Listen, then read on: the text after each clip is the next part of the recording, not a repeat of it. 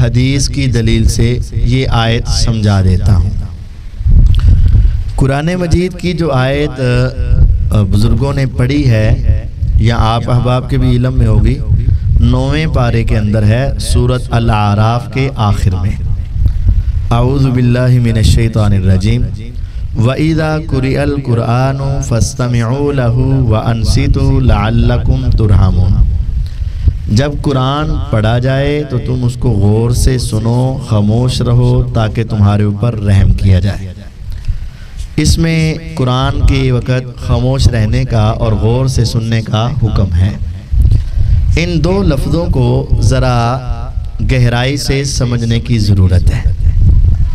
فَاسْتَمِعُوا غور سے سنو، وَأَنصِتُوا اور خاموش رہو۔ استماع اور انصات، سننا اور خاموش رہنا، عربی ایک بڑی گہری زبان ہے جس کے اندر بڑے باریک فرق کے لیے الگ الگ جملے ہوتے ہیں۔ ہماری زبان میں خاموش رہنا ایک لفظ ہے، حالانکہ خاموشی کی دو قسمیں ہیں۔ ہماری زبان میں خاموش لفظ ہی دونوں قسموں کے لیے بولا جاتا ہے۔ خاموشی کی ایک قسم یہ ہے جس میں زبان بند کر کے انسان خاموش رہتا ہے۔ خاموشی کی دوسری قسم یہ ہے کہ آواز نہیں آ رہی لیکن منہ میں کچھ پڑ رہا ہے۔ خاموشی کی دو قسمیں ہیں، ایک ہے زبان بند والی خاموشی اور ایک ہے آہستہ پڑھنے والی خاموشی۔ اصل میں جو قرآن میں یہ لفظ استعمال ہوا ہے انصتو، یہ در حقیقت آواز بند والی خاموشی ہے، زبان بند والی خاموشی نہیں ہے۔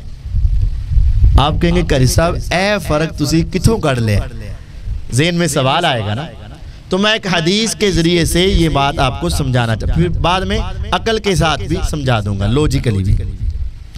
زبان بند والی خاموشی یہ ہے، جامع الترمذی، سنن نسائی، ابو داود حدیث کی تینوں کتابوں میں جمعے والے چیپٹر میں، جمعے کی نماز والے چیپٹر میں ایک حدیث آتی ہے۔ وہاں حدیث میں ہے کہ جو امام کے آنے سے پہلے مسجد میں آیا اور اس نے جتنی اس کے مقدر میں ہے نماز پڑھی، یعنی نوافل سنتے، پھر جب امام منبر پر چڑھا تو یہ خاموش ہوا، وہاں لفظ بھی انصاتا، پھر وہ خاموش انصات کیا، اتنی دیر تک خاموش رہا کہ نماز مکمل ہو گئی۔ کتنی دیر تک انصات کیا؟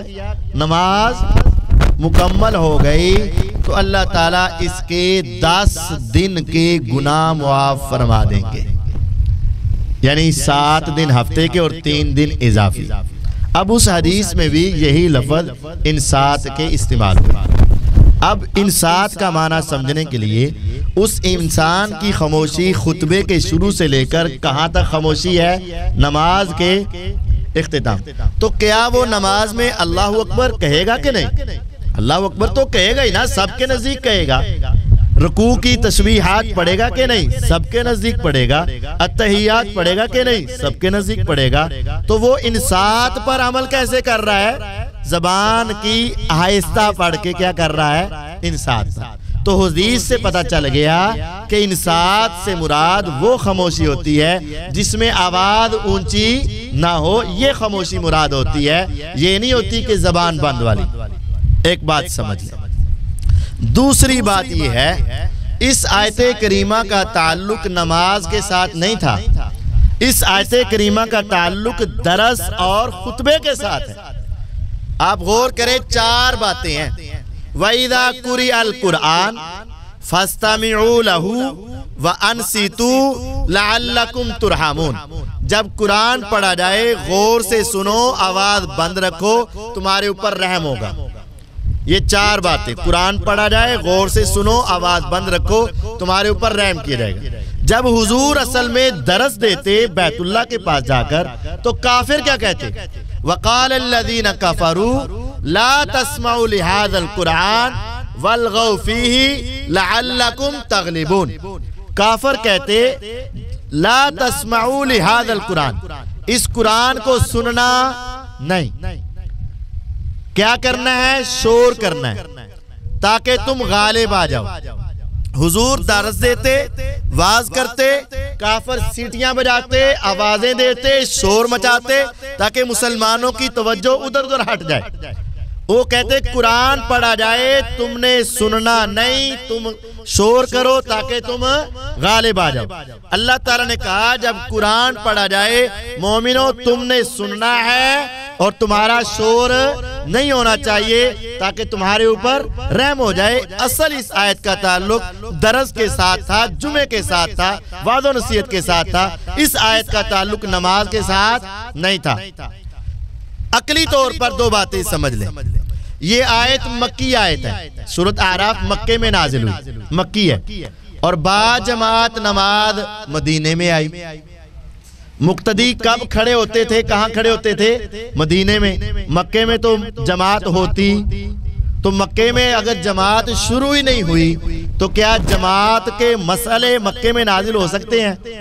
جماعت ہی نہیں ہوئی تو مکے میں مسئلے بھی نہیں آئے۔ دوسری اور آخری بات عقل کے ساتھ یہ سمجھ لیں، اگر کوئی میرا بھائی یہ سمجھتا ہے کہ اس آیت کی وجہ سے مجھے امام کے پیچھے سورہ فاتحہ نہیں پڑھنی، تو ہم اس کے ساتھ تھوڑی دیر کے لیے کھڑے ہوتے ہیں۔ ہم کہتے ہیں چلیں میرے بھائی، میں اور آپ نماز پڑھنے کے لیے چلے گئے، آگے جماعت کھڑی ہے۔ آج کل سپیکر بھی ہر مسجد میں چھوٹا اندر والا سپیکر تو چل ہی رہا ہوتا ہے عموماً ہر مسجد میں، اور وہ آواز بھی دروازے تک آ ہی رہی ہوتی۔ تو جب میں اور آپ مسجد کے دروازے سے انٹر ہو رہے ہوں گے، داخل ہو رہے ہوں گے، تو کیا وہاں ہم مسجد میں داخلے کی نماز پڑھیں گے اور دعا پڑھیں گے کہ نہیں؟ اللہم افتح لی ابواب رحمت پڑھیں گے کہ نہیں؟ کہتے ہیں پڑھیں گے۔ بھائی وہ تو قرآن پڑھ رہا ہے تو آپ دعا بھی پڑھا رہے ہیں، کہتے ہیں یہ تو پڑھنی ہے۔ پھر میں واش روم جانے لگا تو میں اپنے بھائی سے پوچھوں گا بھائی میں واش روم جانے سے پہلے دعا پڑھ لوں کہ نہ؟ کہے گا پڑھ لو، میں وہ دعا پڑھ کے چلا جاؤں گا۔ باہر آؤں گا تو بھائی وہ باہر نکلنے کی دعا پڑھ لوں کہ نہ؟ کہیں گے پڑھ لیں۔ وضو کرنے لگوں گا تو بھائی وضو سے پہلے بسم اللہ پڑھ لوں کہ نہ؟ کہیں گے پڑھ لیں، کیونکہ اس کے بغیر وضو نہیں ہوگا۔ وضو کرنے کے بعد میں کہوں گا بھائی وہ دعا اشہد ان لا الہ الا اللہ والی پڑھ لوں کہ نہ، تاکہ میری جنت کے 8 دروازے کھل جائیں؟ بھائی پڑھ لیں تاکہ دروازے کھل جائیں۔ پھر وہ میں نماز میں داخل ہوں گا تو بھائی میں اللہ اکبر کہہ لوں کہ نہ؟ کہیں گے کہیں، اس کے بغیر تو نماز شروع نہیں ہو سکتی ہے۔ تو میں آگے پوچھوں گا بھائی میں نے پڑھ کے سبحانک اللہ پڑھوں کہ نہ؟ کہیں گے وہ تو پڑھیں۔ تو بھائی آگے میں فاتحہ پڑھوں کہ نہ؟ بھائی نہ۔